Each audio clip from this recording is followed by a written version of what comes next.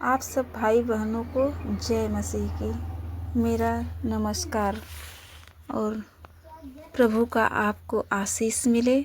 जय मसीह की। संसार में अन्याय, सपोदेशक का 16वां भाग।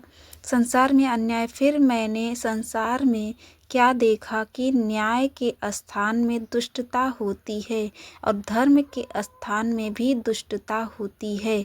मैंने मन में कहा, परमेश्वर धर्मी और दुष्ट दोनों का न्याय करेगा, क्योंकि उसके यहाँ एक एक विषय और एक एक काम का समय है। मैंने मन में कहा, यह इसलिए होता है कि परमेश्वर मनुष्यों को जांचे कि वे देख सके कि वे पशु समान हैं, क्योंकि जैसी मनुष्यों की वैसी ही पशुओं की भी दशा होती है। दोनों की वही दशा होती है, जैसे एक मरता वैसे ही दूसरा भी मरता है।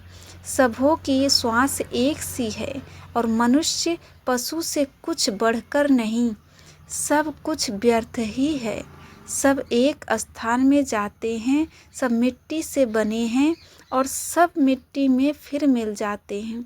क्या मनुष्यों का प्राण ऊपर की ओर चढ़ता है और पशुओं का प्राण नीचे की ओर जाकर मिट्टी में मिल जाता है? यह कौन जानता है? अतः मैंने यह देखा कि इससे अधिक कुछ अच्छा नहीं कि मनुष्य अपने कामों में आनंदित रहे, क्योंकि उसका भाग यही है। कौन उसके पीछे होने वाली बातों को देखने के लिए उसको लौटा लाएगा? सपोदेशक का 4वां भाग। तब मैंने वह सब अंधेर देखा जो संसार में होता है, और क्या देखा कि अंधेर सहने वालों के आंसू बह रहे हैं और उनको कोई शांति देने वाला नहीं। अंधेर करने वालों के हाथ में शक्ति थी, परंतु उनको कोई शांति देने वाला नहीं था। इसलिए मैंने मरे हुओं को जो मर चुके हैं, उन जीवितों से जो अब तक जीवित हैं, अधिक सराहा, वरन उन दोनों से अधिक अच्छा वह है जो अब तक हुआ ही नहीं। न ये बुरे काम देखे जो संसार में होते हैं। तब मैंने सब परिश्रम के काम और सब सफल कामों को देखा जो लोग अपने पड़ोसी से जलन के कारण करते हैं। यह भी व्यर्थ और मन का कोड़ना है। मूर्ख छाती पर हाथ रखे रहता है और अपना मांस खाता है।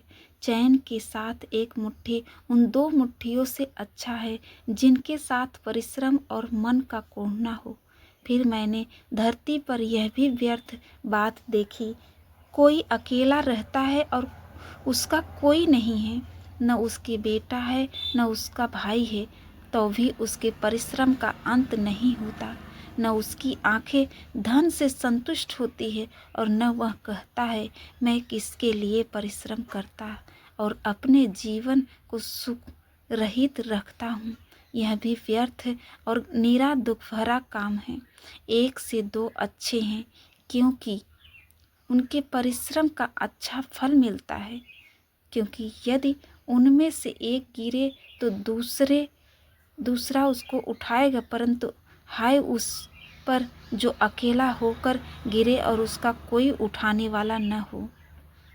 फिर यदि 2 जन एक संग सोए तो वे गर्म रहेंगे, परंतु कोई अकेला कैसे गर्म हो सकता है? यदि कोई अकेले पर प्रबल हो तो, परंतु 2 उसका सामना कर सकेंगे। जो डोरी 3 तागे से बटी हो वह जल्दी नहीं टूटती। बुद्धिमान लड़का दरिद्र होने पर भी ऐसे बूढ़े और मूर्ख राजा से अधिक उत्तम है जो फिर सम्मति ग्रहण न करे, चाहे वह उसके राज्य में धनहीन उत्पन्न हुआ या बंदीगृह से निकलकर राजा हुआ हो।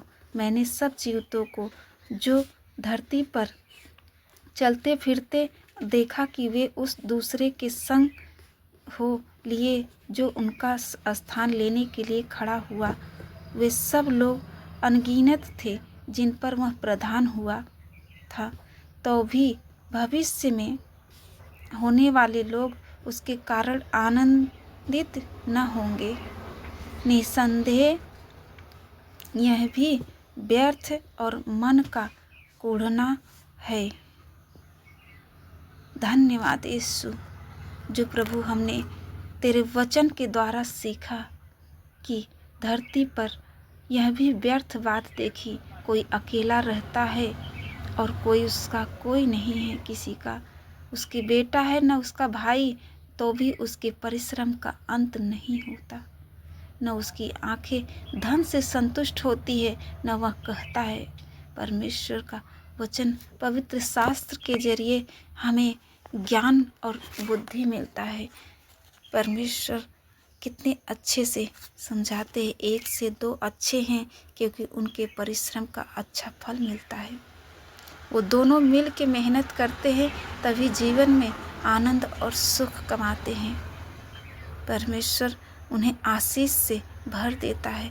दूसरा उसका उठाएगा, परंतु हाय उस पर जो अकेला होकर गिरे और उसका कोई उठाने वाला न हो। फिर यदि 2 संग सोए तो वे गर्म रहेंगे, परंतु कोई अकेला कैसे गर्म हो सकता है। सपोदेशक कहता है, यदि कोई अकेले पर प्रबल हो तो, परंतु 2 उसका सामना कर सकेंगे। जो डोरी 3 तागे से बटी हो वह जल्दी नहीं टूटती है। आप सबको धन्यवाद। आमीन।